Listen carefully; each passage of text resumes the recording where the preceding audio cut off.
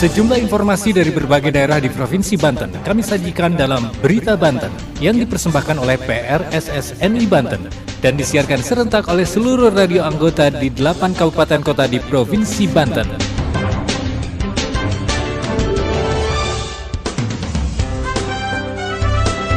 Apa kabar pendengar? Anda kembali bersama kami di Berita Banten PRSSNI Banten edisi Rabu 19 Juli 2023. Sejumlah informasi dari berbagai wilayah di Provinsi Banten kami hadirkan untuk Anda dan disiarkan serentak oleh seluruh radio anggota di 8 kabupaten kota di Provinsi Banten. Dan inilah informasi utamanya. Dindik Kota Serang meminta selama masa pengenalan lingkungan sekolah atau MPLS tidak memberikan tugas yang tidak bermanfaat untuk peserta didik baru. Pemerintah Kabupaten Pandeglang mendapatkan bantuan program peningkatan kualitas rumah tidak layak huni dari Kementerian PUPR. 10 SMP yang berstatus terakreditasi di Kabupaten Tangerang telah kadaluarsa. Bersama saya Saif Anwar, inilah Berita Banten selengkapnya.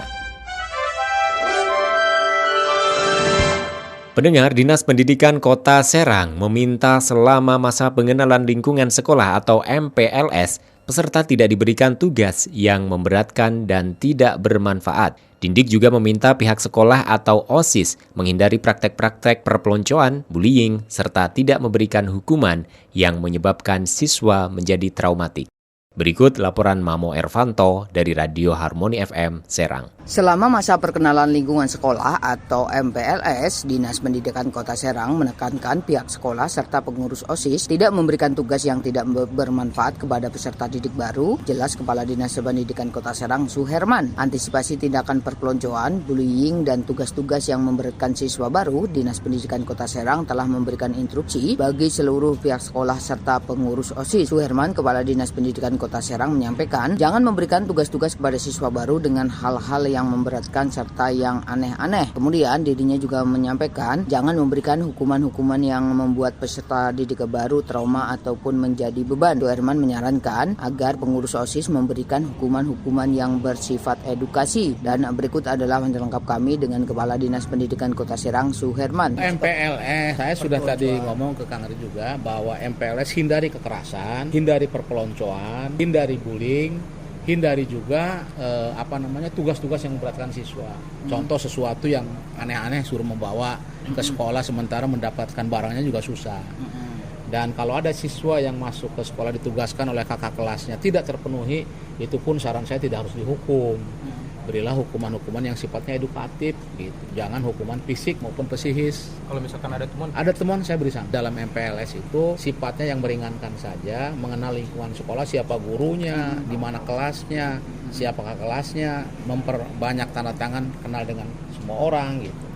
Suherman menambahkan, instruksi ini harus diterapkan pihak sekolah selama masa perkenalan sekolah, dan bila masih ada pelanggaran, maka Dinas Pendidikan Kota Serang tidak segan-segan memberikan sanksi kepada pihak sekolah ataupun pengurus OSIS. Saya Mamo Ervanto, wartawan Harmoni FM Serang melaporkan untuk Berita Banten. Pendengar, sebanyak 10 SMP negeri di Kabupaten Tangerang yang berstatus akreditasi ternyata sudah kadaluarsa. Kadaluarsanya SMP tersebut karena belum diperpanjang oleh pihak sekolah.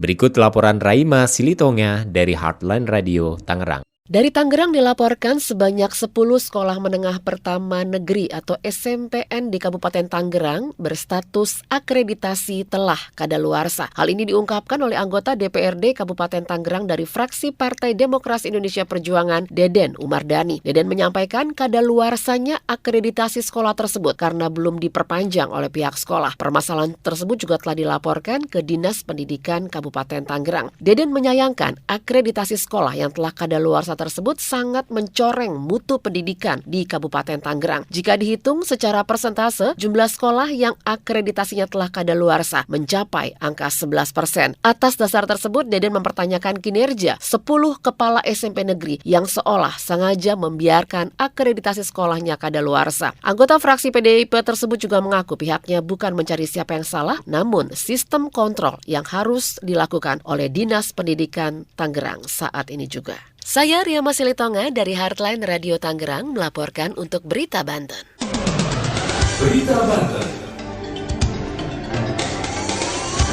Anda masih bersama kami di Berita Banten PRSSNI Banten. Pendengar, pemerintah Kabupaten Pandeglang menerima bantuan program peningkatan kualitas rumah tidak layak huni dari Kementerian PUPR. Program peningkatan kualitas rumah tidak layak huni kali ini menyasar Desa Teluk, Kecamatan Labuan dengan target 28 unit rumah tidak layak huni. Berikut laporan Danu Pratama dari Radio Akarsari Pandeglang. Dari Pandeglang, pemerintah Kabupaten Pandeglang mendapatkan bantuan program peningkatan kualitas rumah layak huni dari Kementerian Pekerjaan Umum dan Perumahan Rakyat PUPR RI. Hal itu terungkap saat Bupati Pandeglang melakukan penandatanganan perjanjian kerjasama sinergi program peningkatan kualitas rumah layak huni bersama Direktur Utama PT Sarana Multigria Finansial Persero dan pejabat pembuatan komitmen pembinaan manajemen 2 Direktorat PKP Kementerian PUPR di Gedung SMF Jakarta.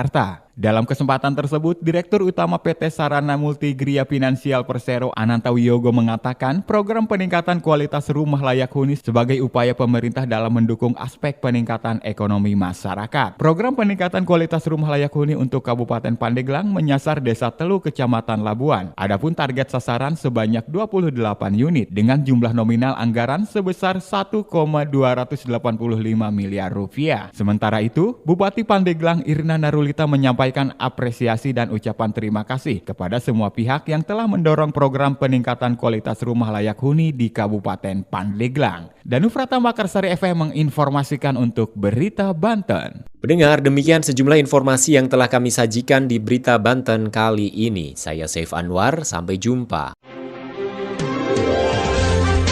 Terima kasih Anda telah mendengarkan Berita Banten yang dipersembahkan oleh PRSSNI Banten.